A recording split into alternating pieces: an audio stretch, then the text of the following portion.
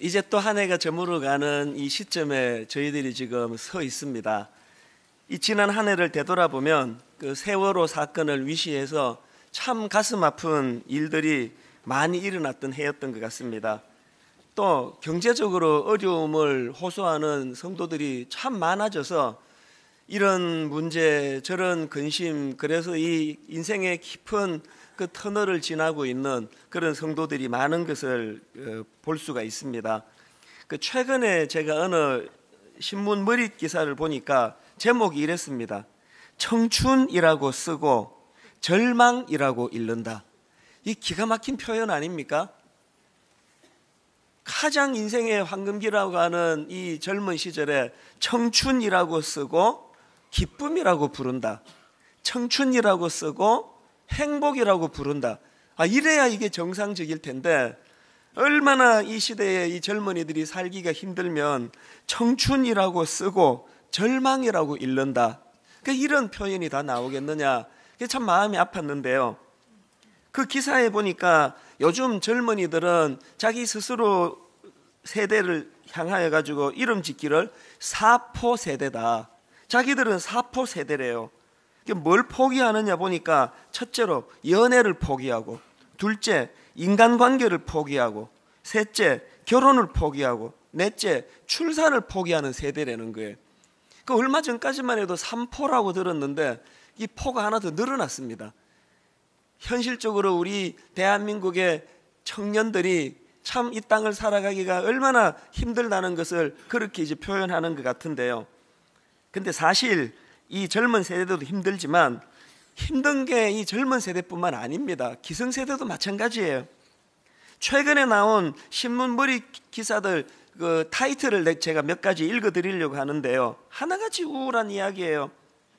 맨 먼저 나온 머릿 기사를 보세요. 24년 전보다 후퇴한 중산층의 삶. 또 다른 머릿 기사 중에 이런 제목도 있습니다.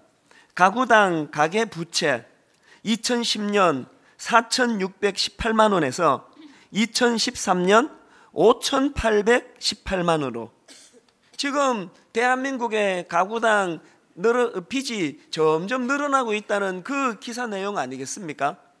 그런가 하면은 이런 머릿 기사도 있었습니다. 벼랑 끝 샐러리맨 27,800여 명 짐 쌌다. 뭘 말하는지 확 와닿지 않습니까? 저는 이런 참 가슴 아픈 기사들을 보면서 딱 떠올려지는 이미지는 하나예요. 이 시대 가장들 어깨에 드리워진 그 무거운 짐, 이게 얼마나 무거운 짐일까, 그런 생각을 해보는 겁니다. 그러고 보면은 가장은 가장대로, 또 자녀들을 양육하는 주부들은 주부들대로, 또 우리 젊은 세대는 젊은 세대들대로 이 세대를 망라해 가지고 모두 다 힘든 그런 세상을 살아가고 있는 것 같습니다. 제가 목회자로서 이런 것들을 접하면서 오늘 우리 시대에 참 힘든 삶의 여정을 걷고 있는데, 이런 험난한 시대를 살아가는 우리 크리스찬들은 그럼 어떤 태도를 가지고 살아야 되느냐, 이런 질문을 해보게 되는 것입니다. 여러분, 제가 이런 질문을 가지고 말씀을 묵상하다가 보니까요, 오늘 본문의 주인공이 시므온이라는 분이 참 위대해 보이는 겁니다. 오늘 본문 누가복음 2장 25절에서 발견되는 이 시므온이라는 사람을 통해 가지고 저는 험한 이 시대에 어떤 삶의 태도를 가지고 살아야 되느냐는 이 질문에 대한 대답을 발견하는데요. 자, 25절을 한번 보시기 바랍니다. 예루살렘에 시므온이라 하는 사람이 있으니 이 사람은 의롭고 경건하여 이스라엘의 위로를 기다리는 자라. 성령이 그 위에 계시더니. 저는 이 25절에 나오는 시므온의 모습 속에서 참 귀한 점 두 가지를 발견합니다. 하나는 뭐냐 하니까, 지금 시므온이 그 험난한 시대를 살아가고 있으니까 자기도 살기가 너무 어렵고 위로가 필요하지만 뭐라고 이야기합니까? 조국 이스라엘의 위로를 기다린다는 거예요. 이게 더불어 함께의 정신 아닙니까? 나도 힘들지만 모든 주변 사람들이 다 힘드니까 나만 위로받는 차원에서 메시아를 기다리는 게 아니고 우리 민족, 우리 조국 이스라엘 모두가 다 위로를 받기를 원하는 이런 참 넓은 마음이 시므온에게 있고요. 그런가 하면은 또 하나 이 시므온의 귀한 점이 뭐냐? 어려운 조국 대한민국의 현실을 보면서 대안이 뭔지를 정확하게 알고 있던 인물이라는 것입니다. 그는 지금 로마의 식민지라고 하는 자기 조국의 현실, 그래서 로마에 의해서 세워진 그 헤로당의 그 포악한 그 권력 앞에서 어려움을 겪고 있는 자기 동족 이스라엘의 현실을 보면서 메시아가 오셔야 된다는, 이 땅에 메시아가 오셔서 이 신음하는 이 조국 이스라엘을 구원해 주셔야 된다, 정확한 대안을 갖고 있었다는 것입니다. 그래서 저는 이 시므온의 모습을 보면서 오늘 예수 믿는 우리도 시므온처럼 이 두 가지 마음이 회복이 돼야 돼요. 그저 나만 잘 살겠다고, 그건 뭐 우리 애들만 취직되고 시집가고 잘 살면 되지 뭐, 이런 태도는 크리스찬의 모습이 아니라는 거예요.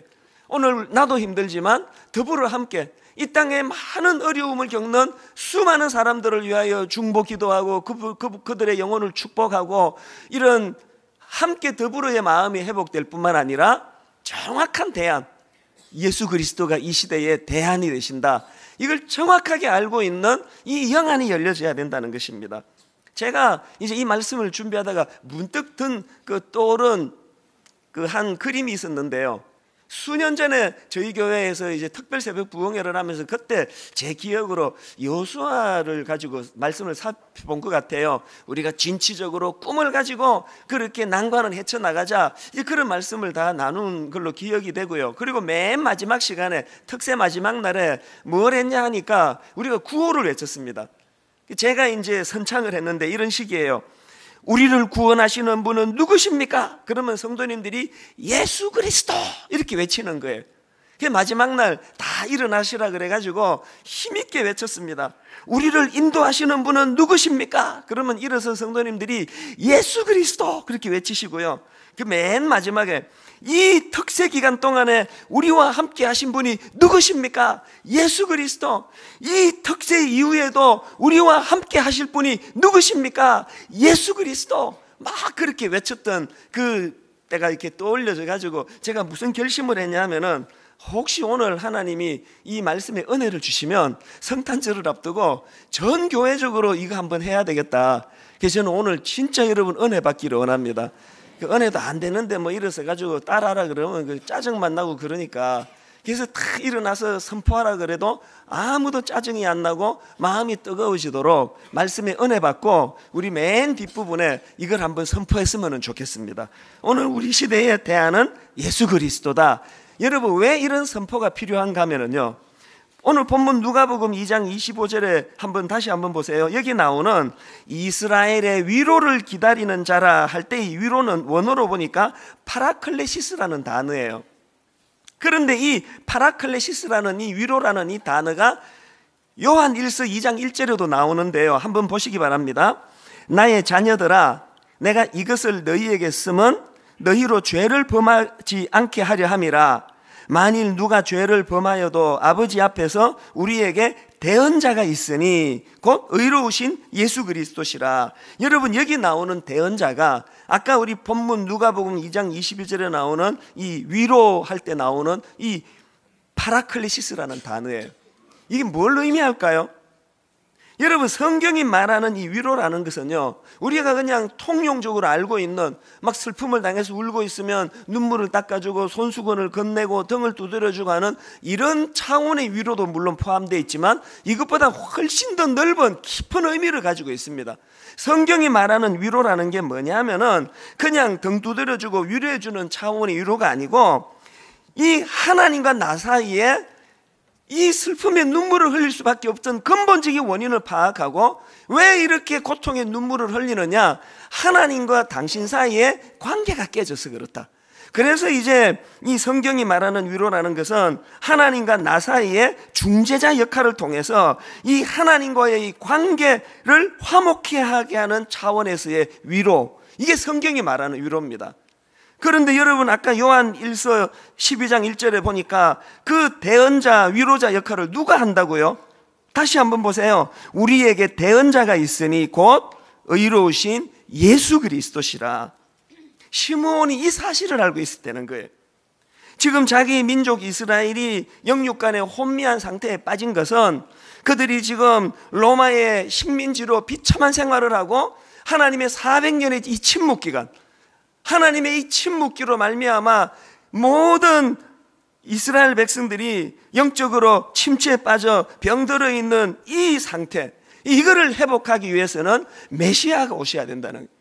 메시아가 오셔서 깨어진 하나님과의 관계를 다시 회복해 주셔야 진정한 회복이 일어나고 이게 진짜 위로라는 것입니다.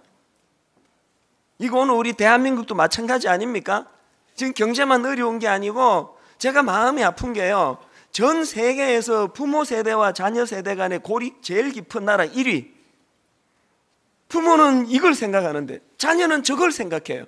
이 집집마다 부모와 자녀 사이에 가슴 아픈 논쟁, 그래서 서로 화를 내고 가치관은 지금 혼란을 겪고, 이 모든 혼미에 빠진 이 대한민국을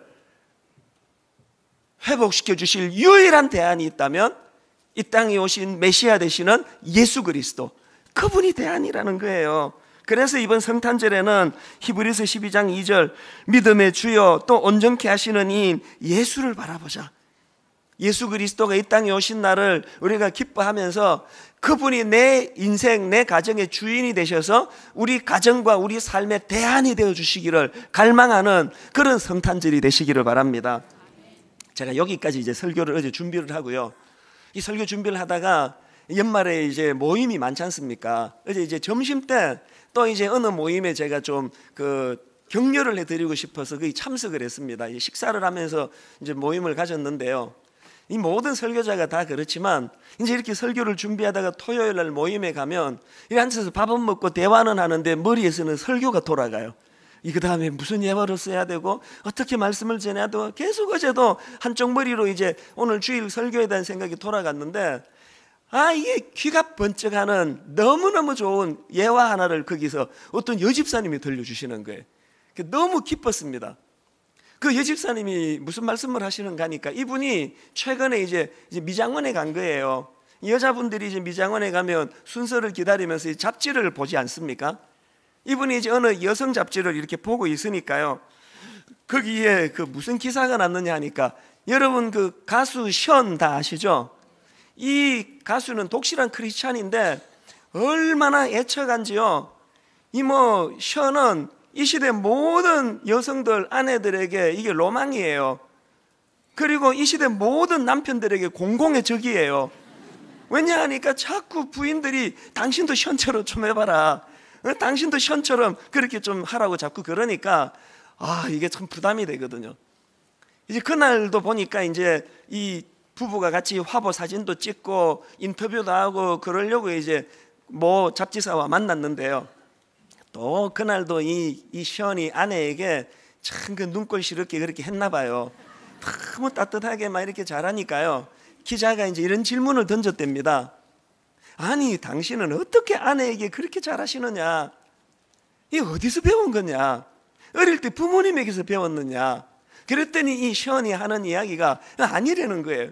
자기는 어릴 때 부모랑 많이 떨어져 지내가지고 이 부모에게 배운 게 아니라 그러면서 하는 이야기가 예수님에게 배웠다는 거예요. 제가 어제 그 식사를 하다가 그 이야기가 너무너무 막 가슴에 와닿는 거예요. 그래서 제가 하마터면은 너무 기뻐서 오늘 점심을 내가 쏘겠습니다. 그 말을 할 뻔했는데 잘 참아가지고 어제는 제가 이제 얻어먹었습니다. 제가 어제 그 션의 그 이야기를 들으면서요, 시므온이 혼미한 자기 민족과 이스라엘의 치유와 해방의 대안이 되는 것이 메시아라고 한다는 이것이 우리 삶에 이 션처럼 사는 거구나. 그래서 제 마음에 이런 소원이 드는 거예요. 분당 우리 교회 성도님들이 예수 그리스도로 말미암아 여러분이 아내를 더 많이 사랑하게 되시기를 바랍니다. 그래서 누가 물으신다면 어떻게 그렇게 예전에는 안 그러더니 아내를 이렇게 지극정성으로 섬기고 사랑하게 됐습니까? 그러면 예수님 때문이라고 그렇게 말할 수 있는 그리스도인들이 되시기를 바랍니다. 삶의 곳곳의 영역에서 선한 영향력을 많이 미치시기를 바랍니다. 그래서 누가 여러분에게 아니 당신은 어떻게 인격이 이렇게 훌륭하냐고, 그 부모님에게서 전수받은 거냐고, 그럼 이렇게 대답하세요. 물론 예수님 사랑했던 부모님에게서 받은 거지요. 그러나 더 근본적으로 예수님에게서 제가 배운 겁니다. 이게 오늘 이 시대에 대안이신 예수 그리스도를 마음에 담고 살아가는 사람들의 모습이라는 거예요. 그래서 저는 오늘 이런 맥락에서 오늘 본문에 나오는 이 시므온의 모습을 보면서 우리도 예수님과 함께하는 이 건강한 크리스천이 돼야 되겠다. 근데 여러분, 우리가 예수님과 더불어 함께 호흡하는 건강한 크리스천이 되면 세 가지 특징을 가지게 된다는 겁니다. 어떤 특징을 얻게 되느냐? 첫째, 우리가 예수님 영향을 받는 건강한 크리스천이 되면 이 하나님을 향한 경외심이 회복된다는 것입니다. 누가복음 2장 25절에 보니까 시므온은 이렇게 묘사합니다. 예루살렘에 시므온이라는 사람이 있으니 이 사람은 의롭고 경건하여. 야, 이 참 부러운 거 아닙니까? 그래서 제가 이걸 유심히 봤습니다. 여기 나오는 이 시므온을 묘사할 때 이 사람은 의롭고 경건하다고 말하는데 이게 무슨 뜻인가? 원어를 보니까요, 여기 나오는 의롭다는 것은 우리가 아는 그 일반적인 의로움, 물론 그것도 내포가 되지만 더 근본적으로 여기서 강조하는 건 그런 뜻이 아닙니다. 여기서 말하는 의롭다는 건 뭐냐 하니까 이 하나님 기준으로서의 의, 다시 말해가지고 시므온이 하나님의 계명을 잘 지키던 사람이다, 이것을 묘사한 게 의롭다는 뜻이더라는 거예요. 그런가 하면은 그 다음 나오는 이 경건하다라는 이 표현은 쉽게 말하면 하나님을 경외했다는 거예요. 경외. 제가 종종 이 경외라는 단어를 강조하지 않습니까? 경외라는 단어는 굉장히 복합적인 의미라고 말씀드렸습니다. 경외가 뭐라고요? 그 상대방이 너무 큰 존재여서, 상대방이 너무 존경스러운 존재라서, 상대방이 너무 나를 압도해버리기 때문에 그 앞에 웅크러들여서 그분을 보면서 벌벌 떨고 있는 상태, 그를 두려워하는 상태, 이게 경외예요. 저는 단언합니다. 오늘 한국교회가 혼미해졌다는데요, 한국교회가 회복되기 위한 가장 첫 번째 단추가 하나님을 향한 경외의 회복이에요. 이 교회만 그런 게 아니고 모든 크리스천도 마찬가지예요. 여러분이 엿새 동안 세상을 살아가면서 정말 그리스도인으로서의 아름다운 삶을 영위하시려면 제일 먼저 해야 되는 게 하나님을 향한 이 경외심의 회복이에요. 오래전에 미국의 윌로우 크릭 그 담임 목사님입니다. 빌 하이베스 목사님이 쓴 책 중에서 아무도 보는 이 없을 때 당신은 누구인가? 저는 이 책 제목을 잊지를 않습니다. 지금 여러분이 이렇게 좋은 옷을 입고 점잖은 표정을 하고 앉아 계시는 거, 이게 여러분의 모습 아니에요. 오늘 이 조명 아래, 마이크 아래 제가 이렇게 온유한 표정을 지으며 설교하는 거, 이거 제 모습 아닙니다. 진짜 제 모습은, 진짜 여러분의 모습은 아무도 보는 이 없을 때 당신은 누구인가? 그래서 제가 제일 두려운 게 뭐냐면요, 우리 애들이 이제 한 1년에 한두 번 그런 이야기를 하는데, 얘들이 진짜 화가 나면 저한테 그런 얘기를 해요. 아니 아빠는 강단에서는 이렇게 말씀하셔놓고는 왜 집에서는 이렇게 하시느냐고. 그런 이야기를 하면은 저는 제일 두려워요. 그게 왜? 이 시간에 여러분 앞에 보여지는 이 모습은 저의 본체가 아니고요, 우리 아이들이 보는 그게 정확한 저의 모습이거든요. 그래서 저는 하나님 앞에서 분당 우리 교회 담임 목사나 모든 성도님들이 바로 이 책 제목, 아무도 보는 이 없을 때 당신은 누구인가, 여러분 이것이 회복되기 위해서는 하나님을 경외하는 마음이 회복이 돼야 됩니다. 지난 목요일 저녁에 저는 참 마음이 아팠습니다. 우리 교회의 어떤 성도님이요, 믿음이 참 좋으신 분이에요.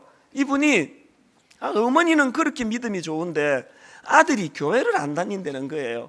아무리 설득하고 달래고 해도 말을 듣지 않는다는 거예요. 그래서 이분이 목사님 우리 아들 꼭 한번 만나서 예수 믿게 좀 도와주세요, 그렇게 부탁을 하셨어요.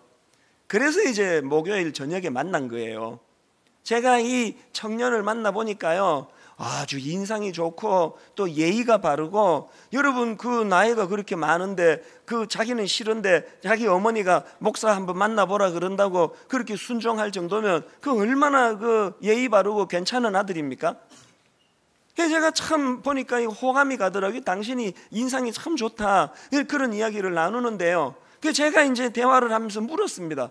아니, 엄마는 그렇게 믿음이 좋은데 왜 아들은 교회를 안 다니십니까?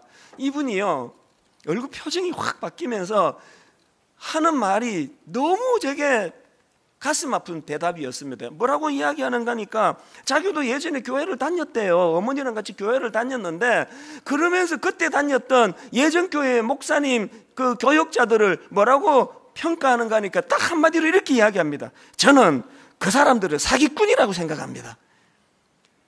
근데 그 한마디에 이 뭐 복음이고 뭐고 뭐 용기가 안 생기는 거예요. 제가 그 청년한테 무조건 미안하다고 사과했습니다. 우리가 전하는 복음은 과학이 아니에요. 1 더하기 1은 2다. 누구나 가도 들으면 수긍하는 게 아닌 거 아닙니까? 그래서 제가 그 청년한테 우리가 전하는 것은 이 신비인데, 이 영적인 세계인데 1 더하기 1이 3이라는 것을 가르쳐야 되는데, 그걸 전하는 목사한테 그거 사기꾼이라고 생각하는데 무슨 복음이 전해지겠냐고. 그래서 제가 사과했어요. 미안하다고, 용서해달라고. 그러면 제가 딱 한마디 했습니다. 그런데 내가 형제한테 부탁하고 싶은 게 뭐냐면은, 이 달을 가리키는 손가락이 변질이 되고 타락하고 더러운 때가 껴있다 하더라도 형제는 손가락만 보고 욕해서는 안 되고 달을 봐야 된다고. 우리 손가락이 본질이 아니고 달을 봐야 된다고. 하나님에 대해서 관심을 좀 가져야 된다고. 그렇게 한참을 이야기하고 우리 다음에 또 만나가지고 진지하게 우리 달에 대해서, 하나님에 대해서 한번 이야기 나눠보자고 그렇게 하고 대화를 끝냈습니다. 이게 여러분 참 가슴 아픈 이야기 아닙니까? 세상에 복음을 전하는 그 사역자들을 향해 가지고 저는 그 사람들을 사기꾼이라고 생각합니다, 이런 인식을 젊은이들이 하고 있다면 이게 어디서부터 잘못된 겁니까? 저는 하나님 앞에서 제 자신이 코람데오, 하나님의 면전에서 아무도 보는 이 없을 때 하나님 앞에 진실한 종이 되기 원합니다. 언제 이게 가능할까요? 그 하나님이 두려워질 때, 불꽃 같은 눈으로 나를 지켜보시는 하나님께서 모든 인생은 다 속일 수 있어도 나는 절대로 속이지 못해, 너 행위대로 내가 반드시 그대로 내가 대해줄 것이라고 하는 이 하나님에 대한 두려움, 이 경외가 회복이 될 때 어느 한국교회가 회복되리라고 저는 믿습니다. 여러분 모세 다 아시잖아요. 이 모세 하면은 그 이스라엘 민족의 영웅인데요, 사실은 이 모세가 태어날 때부터 이건 바로 그 자리에서 죽임을 당해야 되는 그런 상황이었습니다. 이게 무슨 말씀인가 하면은요, 그 포악했던 애굽 왕 바로가 그 자기들이 부리는 히브리 노예들이 점점 이제 인구가 늘어나는 것을 보고 뭘 두려워합니까? 이것들이 이게 반역을 일으키면 어떡하나. 그래가지고 힘쓸 수 있는 어린 남자들을 다 죽이려는 거예요. 아기를 낳았는데 여자면 살려주고 사내 자식은 다 죽여내는 거예요. 그런데 모세가 어떻게 살았습니까?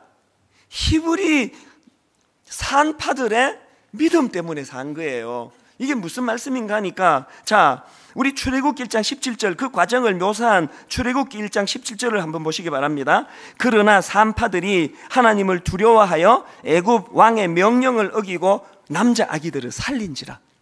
이 히브리 산파들은 그 포악했던 권력자 바로도 두려웠지만 그 바로보다 여호와 하나님을 더 두려워한 거예요. 목숨을 좌지우지하는 그 난폭한 권력자도 두렵지만 영혼을 다스리시는 하나님을 내가 경외했기 때문에 그 하나님이 두려워서 모세를 살려준 거예요. 저는 이 출애굽기 1장 17절에 히브리 산파들을 보면서 진심으로 하나님 앞에 기도합니다. 하나님, 저 이찬수 목사는 모세 같은 위대한 인물은 아닙니다. 한 나라를 살리고 좌지우지하는 영웅은 저 아닙니다. 그러나 하나님, 제가 분당 우리 교회에서 히브리 산파가 되기 원합니다. 아버지, 제가 여호와 하나님을 두려워하는 목사가 돼가지고 이 교회 안에 모세가 배출되는 은혜를 허락하여 주시기 원합니다. 여러분, 이 기도가 얼마나 소중합니까? 연말을 맞이해서 여러분 진짜 중요한 축복을 여러분 가정에 드리기 원합니다. 여러분 가정에 부모 세대가 비록 모세와 같은 위대한 인물은 아니라 할지라도 여러분 가정에서 모세와 같은 인물이 배출되기를 원합니다. 그러시려면 한 가지 하셔야 돼요.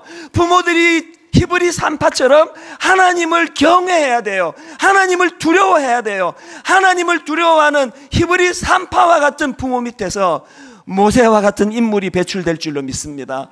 오늘 우리가 회복해야 되는 것, 하나님을 경외하는 마음이에요.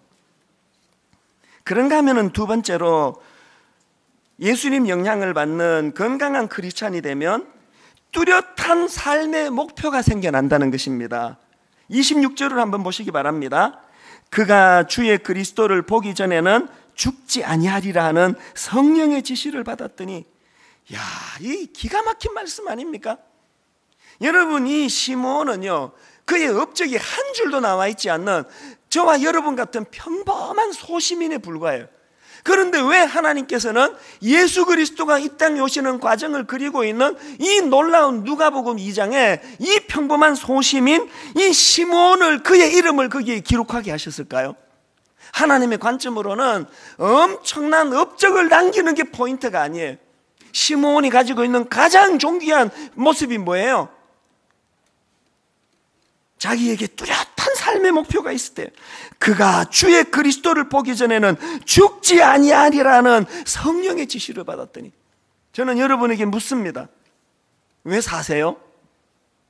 죽지 못해서 사세요? 아침에 일어나 보니까 이 호흡이 안 끊어지고 있어서 그래서 사십니까? 아닙니다. 우리에게 뚜렷한 삶의 목표가 있었어요. 여러분, 그거 있습니까? 난 이 목표를 향하여 이것이 이루어지기 전에 난 죽을 수도 없어. 비웃을지 모르지만 제게는 그 사명이 있습니다. 1만 성도 파송 운동을 선포하고요, 제가 얼마나 건강 유지 노력을 하는지 아십니까? 하필 오늘 또 이게 코감기가 걸려가지고 코맹맹이 소리를 내면서 이런 이야기 하니까 좀 민망하긴 한데요, 하나님 앞에서 저는 지금 죽으면 안 된다고 생각합니다. 하나님 앞에 이 큰 꿈을 주셨으니 이 일을 이루어내기 위하여 하나님 건강하게 이것 잘 감당하기 원합니다. 뚜렷한 삶의 목표가 있는 거예요. 캐나다 칼튼 대학교 그 심리학과 교수입니다. 패트릭 힐 교수 팀이 뭘 연구했느냐 하니까요, 20세에서 75세 나이의 사람들을 대상으로 무려 14년 동안 장기 연구를 해서 하나 놀라운 걸 발견한 거예요. 14년 장기 연구를 통해 내린 결과를 어떻게 발표했느냐 하니까, 나이를 불문하고 인생의 뚜렷한 목표를 갖고 있는 사람이 그렇지 않는 사람보다 장수한다는 거예요. 저는 우리 교회 성도님들이 주님 주시는 복의 차원에서 장수의 복을 누리시기를 바랍니다. 이 장수는 뚜렷한 삶의 목표가 있을 때 얻어지는 거라는 거예요. 제가 교회가 커지면서 목표가 없어지는 거예요. 개척할 때는 막 성도가 늘어나고 세팅이 되는 것이 삶의 활력이었는데 그게 다 이루어져 버렸어요. 이제 우리 더 이상 성도 늘지 않습니다. 개척 초기에는 막 이름이 알려지는 게 이게 막 삶의 활력이에요. 점점 많은 사람이 저를 알아가는 이것이 제게는 에너지였습니다. 그렇게 좀 낮은 단계의 목표를 갖고 있을 때 그것이 삶의 활력이었는데, 어느 정도 이제 그것이 이루어지고 포만감을 느껴지면 그때부터 찾아오는 게 권태감이에요. 성도가 늘어도 시큰둥, 사람이 알아봐도 시큰둥. 그래서 변질되는 거예요. 그래서 제가 하나님 앞에, 아버지, 제가 타락하지 않게 하여 먼 내 인생을 건 삶의 목표를 주시기 원합니다. 언제부턴가 제 인생에 목표가 생겼습니다. 제 인생의 목표가 뭔지 여러분 아시죠? 저 죽기 전에, 이 목표가 죽기 전이라야 죽을 때까지 타락이 없잖아요. 제 목표는요, 저 죽기 전에 우리 집 새아이에게 이 평가를 받는 게 제 목표예요. 제가 호흡이 닿는 그 시간 누워 있는데 우리 아이들이 제 손을 잡으며 이런 이야기하는 게 내 인생의 목표입니다. 아버지는 진짜 목사님이었습니다. 난 우리 아이들에게 이 평가를 받는 게 내 인생의 목표예요. 이 목표가 세워지니까 목회의 어느 길로 걸어가야 되는지 답이 너무 쉬운 거예요. 전 두려워요. 우리 아이들이 내색은 하지 않지만, 아버지는 큰 교회는 일구었지만 큰 교회 일구는 과정에서 너무 비열하고 남의 성도 그냥 도둑질은 해오고, 그런 아버지를 저는 부끄럽게 생각합니다. 우리 아이들이 저를 그렇게 생각할까 봐 나 이것이 가장 두려운 거예요. 최근에 인생의 목표가 하나 더 생겼습니다. 이건 여러분을 향한 목표인데요.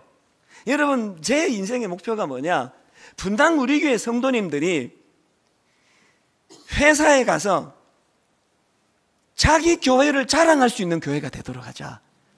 저는 우리 교회 성도들이 자기가 출석하는 이 교회를 긍지를 느끼고 여기저기 자랑할 수 있는 그 교회가 되도록 하자.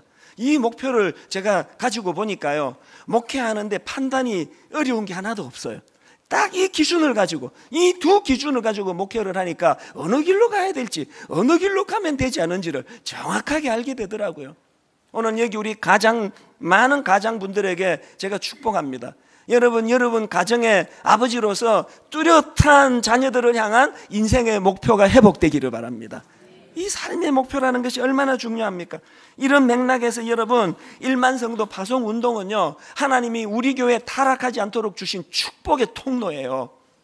아까 광고 시간에도 말씀드렸습니다만 이제 2월 말에 시작되는 우리 인큐베이터 교회, 오늘 오후 3시부터 기도 모임이 시작이 되는데요, 오늘 이 시간 이후로 분당 우리 교회 교육관 10층은 이거 우리 거 아닙니다. 이제 많은 성도들이 거기로 가시면 좋겠습니다.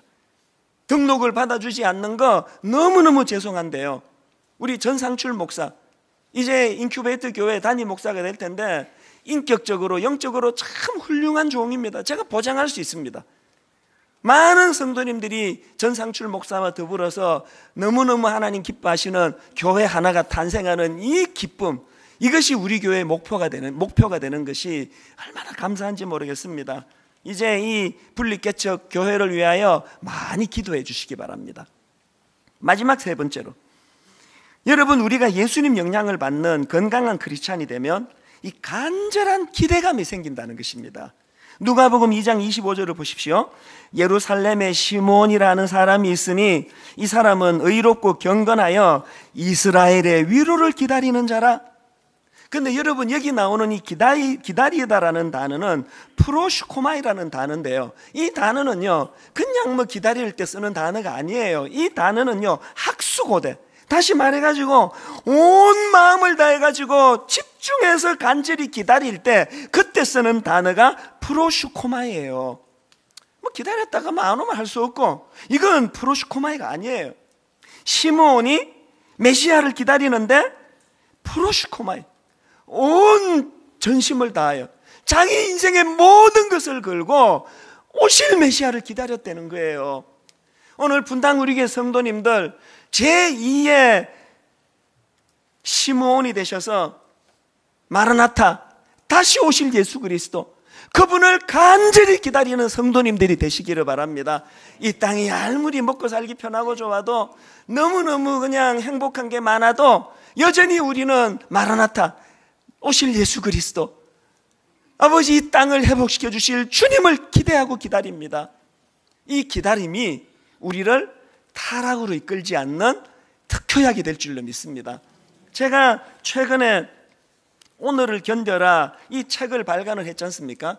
사실 이 책이요, 그 요한계시록을 풀어서 쓴 책이기 때문에 이 책이 많이 팔릴 거라는 기대는 안 하고 냈습니다. 요한계시록 그러면 사람들이 잘 안 사본다 그러더라고요. 그냥 사명감으로 제가 책을 냈는데 이변이 일어났습니다. 지금 이 책이요, 제가 근래에 발간한 책 중에서 가장 뜨거워요. 가장 많이 팔려요. 지난주에는 교보문고 종교 분야 1위에 올라갔다는 이야기를 출판사가 전해주더라고요. 그게 어떻게 이런 일이 있을까 생각을 해보니까요, 그 출판사에서 광고를 낼 때 그 책을 사보도록 하는 그 동기부여가 뭐였을까 보니까, 이 책은 제가 종말론에 대한 교리를 다룬 책이 아니에요.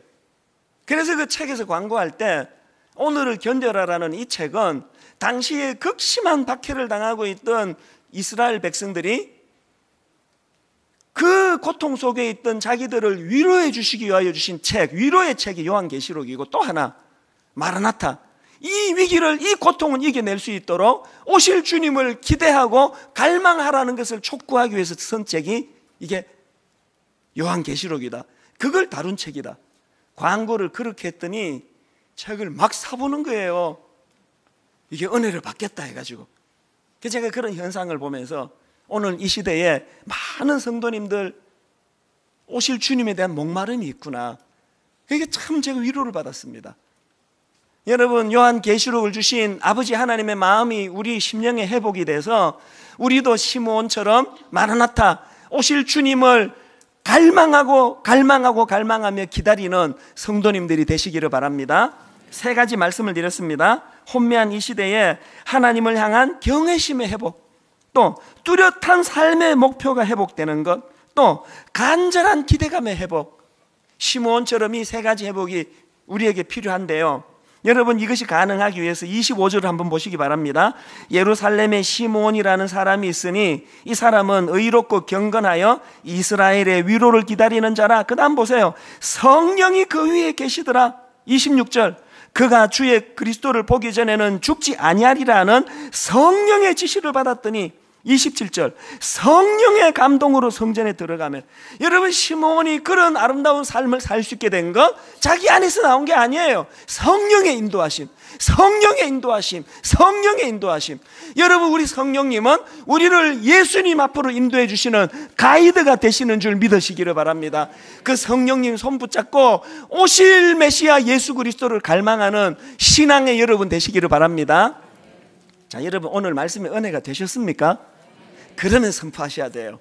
자, 제가 여러분은 하실 거 없고요, 그냥 예수 그리스도 이것만 선포하시면 되고요, 긴 건 제가 다 해드릴게요.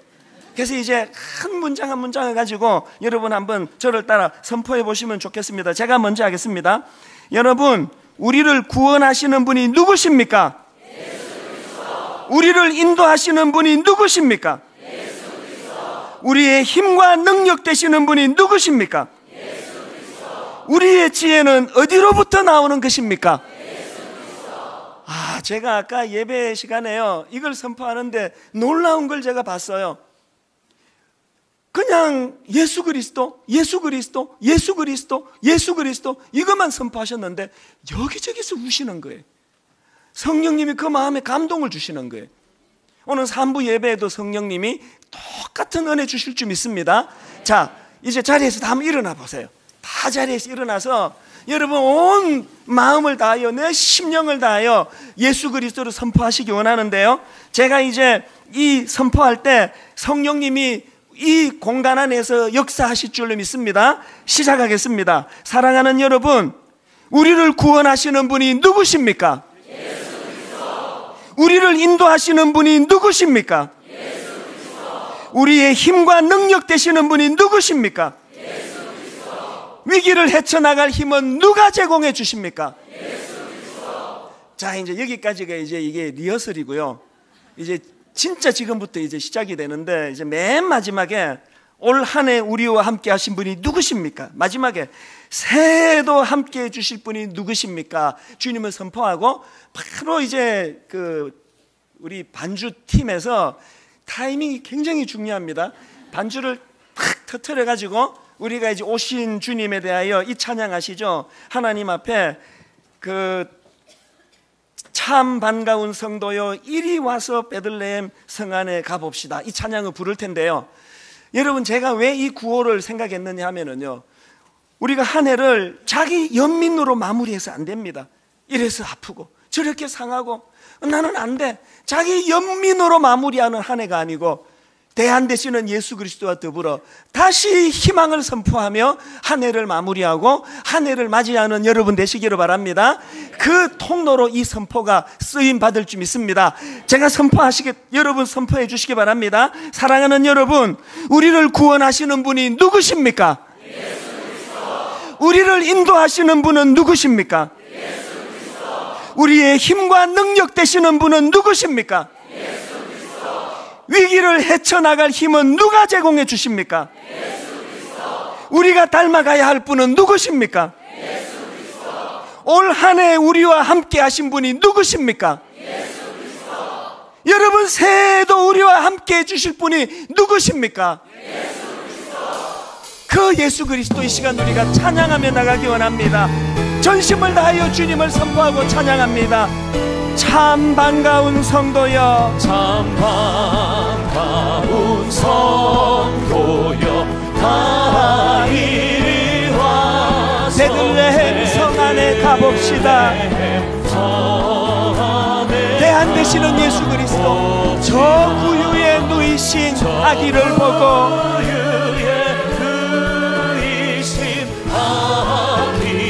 엎드려 절하세, 엎드려 절하세, 엎드려 절하세.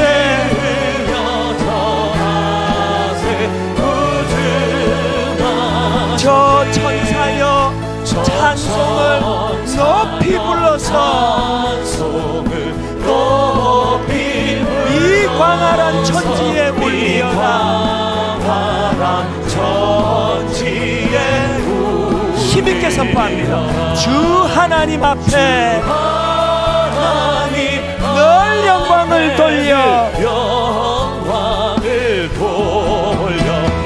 엎드려 절하세, 엎드려 절하세, 엎드려 절하세. 구주 엎드려 절하세, 엎드려 절하세, 엎드려 절하세, 엎드려 절하세. 구주 나셨네. 무슨 일로 마음이 상하셨습니까? 무슨 일로 의욕이 꺾이셨습니까? 오늘 대안 되시는 주님 붙들고 아버지 다시 일어나고 싶습니다. 다시 일어날 수 있습니다. 회복을 향해 우리 한 목소리로 통성으로 같이 기도하시겠습니다. 살아계신 하나님 아버지, 예수 그리스도가 우리 인생의 대안이 되시걸 아버지 육안을 열고 볼 수 없습니다. 영안으로 그것을 바라보기 원하오니 우리의 영안을 열어주시기를 원합니다. 예수 그리스도, 오늘 우리의 어두운 이 시대에 대안 되시는 예수 그리스도를 아버지 시몬처럼 갈망하고 또 갈망하며 바라고 바라오니 아버지 아멘. 주 예수여 오시옵소서. 마라나타 주 예수여 오시옵소서. 주님을 갈망하며 주님을 기다리는 저희들이 되도록 우리 다시 한번 기회와 소망이 되어주시기를 소망하며 기도합니다. 2014년도도 주님을 갈망하며 고대하며 살아온 우리 인생인데 아버지 주어진 인생 가운데도 주님 오심이 우리의 삶의 목적이 되게 하여 주시고 오실 주님을 바라며 살아가는 것이 우리의 삶의 소망이 되게 하여 주시므로 오늘도 하나님 사랑할 힘을 주시고 오늘도 견디게 하시는 주님을 바라보게 하여 주옵소서. 우리의 삶의 목적을 다시 한번 부여잡고 나가기를 원합니다. 우리의 삶의 목표가 우리의 삶의 기대감이 되어지고 우리 영혼이 부흥되어지고 소생되어지는 은혜를 갈망하기를 원하오니 아버지 하나님, 이 예배를 떠나는 그 성도들 위해 주님이 은혜를 부어주시기를 원합니다. 하나님, 저희 오실 줄 믿습니다.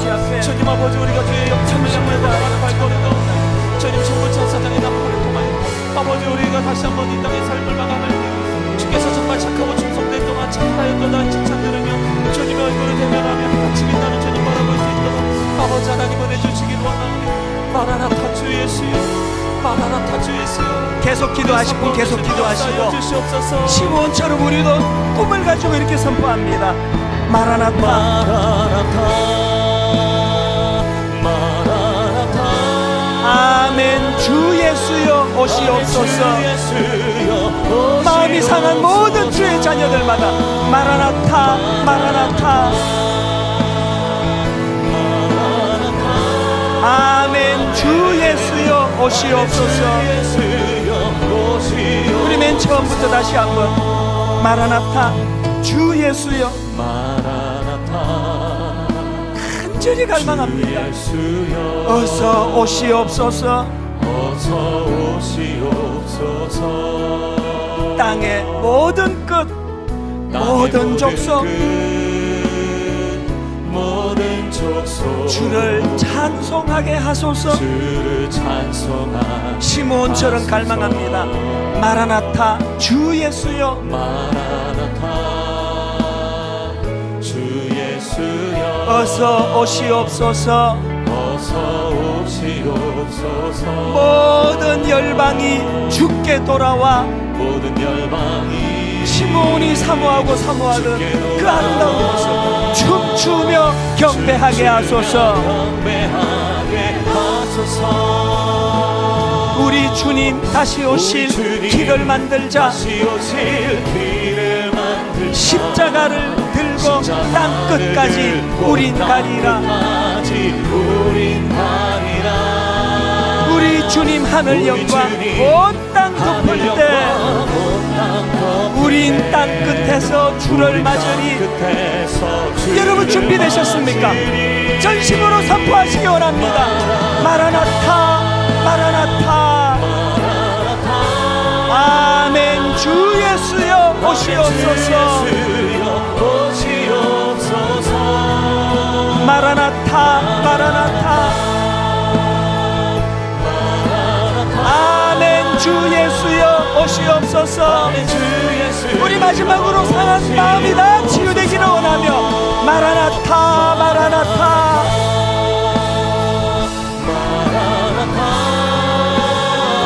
아멘. 주 예수여 오시옵소서. 마라나타, 마라나타. 아멘. 주 예수여 오시옵소서.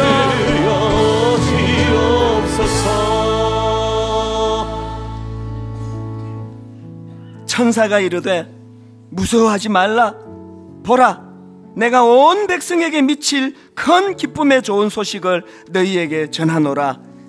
하나님 대안으로 예수 그리스도를 보내주시면서 이것이 우리 삶의, 우리 가정의, 이 민족의 큰 기쁨의 좋은 소식이라고 말씀하시는 하나님의 말씀을 받습니다. 우리의 우둔함으로 예수 그리스도의 오심이 큰 기쁨이 되지 못하는 믿음 없음을 불쌍히 여겨주시며 아버지 우리에게 믿음을 허락해 주셔서 예수 그리스도의 오심이 내 심령과 내 가정과 내 자녀, 아버지 이 한국교회에 참으로 기쁨의 좋은 소식이 되도록 인도하여 주시옵소서.